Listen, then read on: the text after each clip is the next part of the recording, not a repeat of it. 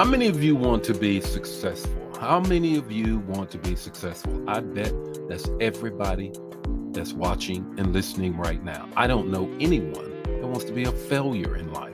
Not one person have I ever met and say, sign me up for failure. Sign me up because I do not want to succeed. Sign me up because I want to be a loser straight out all the time. Well, we all know that that's not the case. We all want to be successful, but how? Three tips as to how to be successful. Going to greet some people and then we're going to jump right into the word on this morning. Good morning, Erica. How are you on this morning? Vicky, how are you guys doing on this morning? What a wonderful morning it is. What a wonderful morning it is. And I certainly hope that you are ready for a great day. And today, we're going to talk about how do I become successful? How do I get to be successful in my life? Just three tips.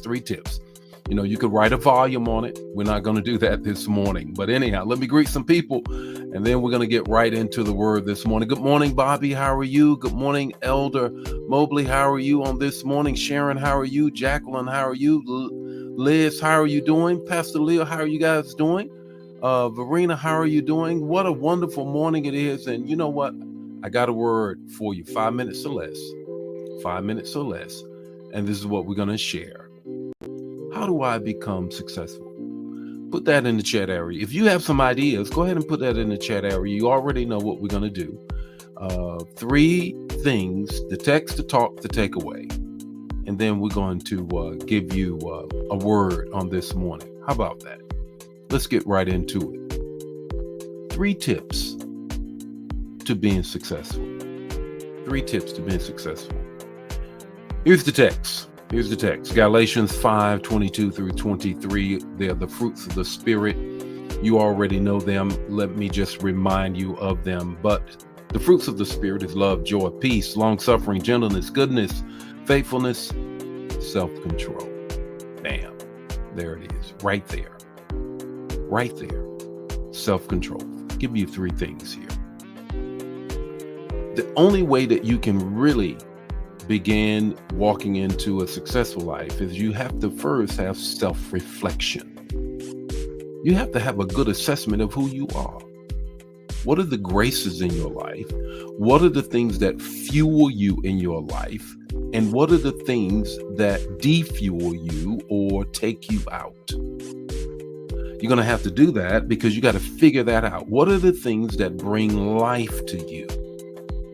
And what are the things that take away from you? You can only figure that out through some self-reflection, some honest self-reflection. Paul put it this way in the 14th chapter of 1 Corinthians when he said, look, examine yourself.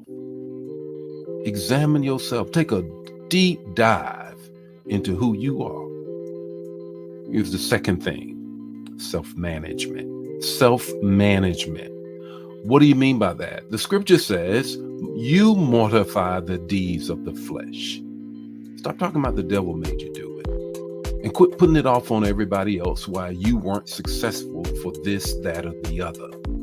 This has to begin with self-management.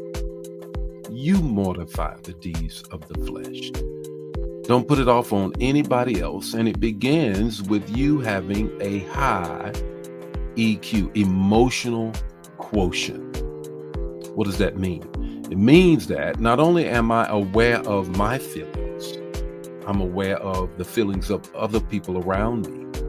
And then I manage this accordingly.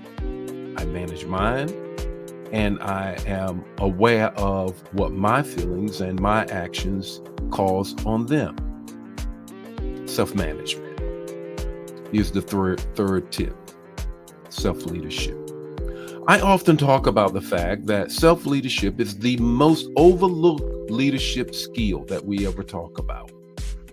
Because we always want to get into how you want other people to follow you. Well, you first got to lead yourself before you can lead anybody else. You really do. So what's your takeaway this morning? Your takeaway this morning is this: success starts with you.